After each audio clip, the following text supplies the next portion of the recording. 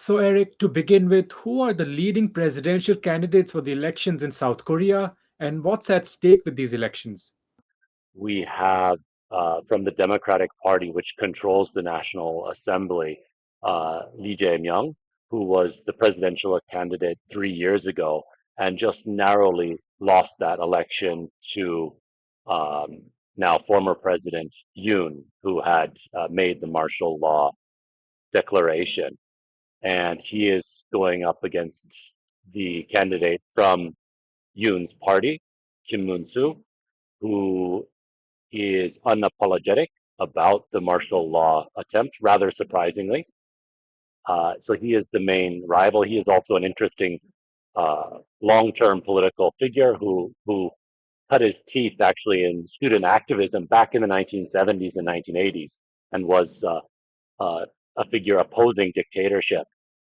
He was a very hardcore activist, in fact, and later switched and became a staunchly anti-communist conservative, and that is Eric, do you think these elections will bring stability to South Korean politics after the turmoil brought by former President Yoon's declaration of martial law last year? I think we have a return to something like normalcy coming after this.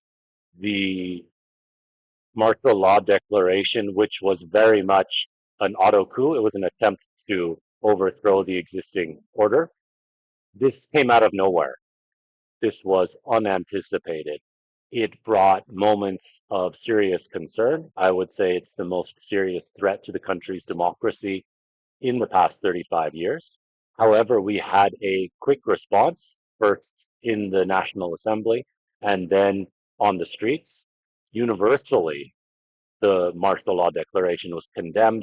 But that issue was resolved, and here we are, exactly 6 months on, with an election that will most likely draw a line under that event. Now, politics in Korea, as in Taiwan, is lively.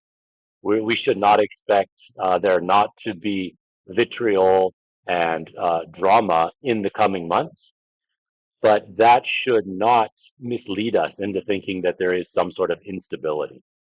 And how have the relations with Taiwan been discussed during the campaign period? In this election, much less has been said about foreign relations and about where Korea positions itself between the United States and China, or on questions of the Taiwan Strait.